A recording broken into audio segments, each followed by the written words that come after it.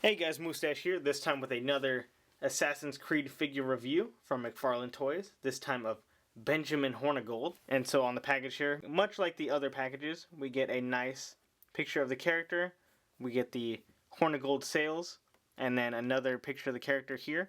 For this one, it's less of a game render, more of like a concept art for the character. For me, he looked way better in concept art than he did in the game. But we'll crack this baby open and check them out. So with Hornigold, you do get a few extra items. You do get this kind of musket here that has the bayonet on there. Get a nice cutout here. You got the individual trigger. No moving parts though, and the musket doesn't come off. But it still looks pretty nice.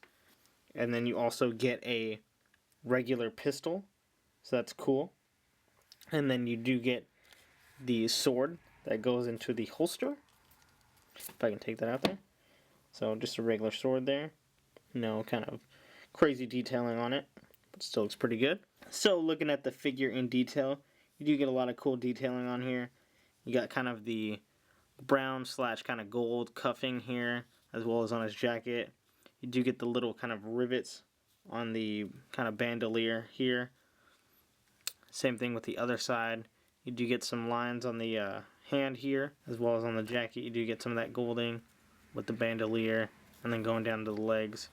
You got a nice kind of corduroy pattern on the legs there, so that's cool. As well as, you know, the sash and the buckle, and then the white shirt.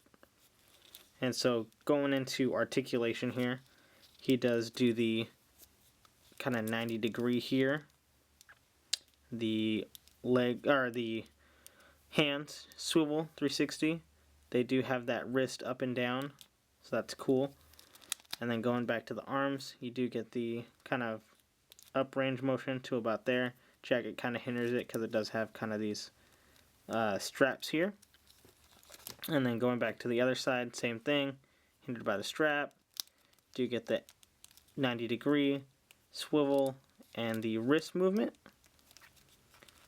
And then if you wanted to, the arm does go 360 degrees as well. And then going into the head does pretty much that far on the other side.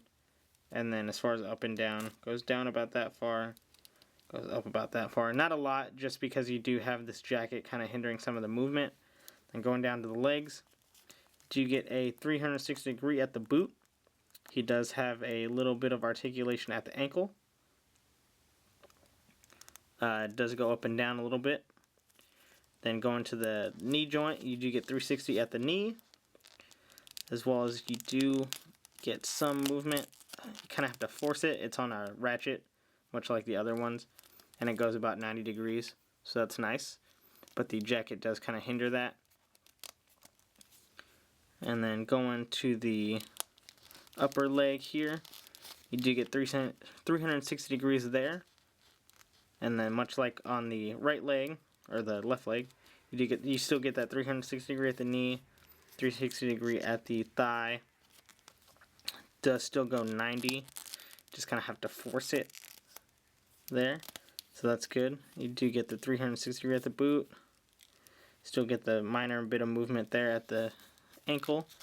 Then going back to the torso, you do get a little bit of torso movement, but it's very rough. You can probably hear that clicking.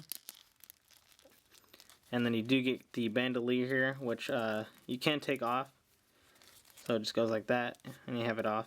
I think personally he looks better with it on. So I'll just go ahead and slip that back on.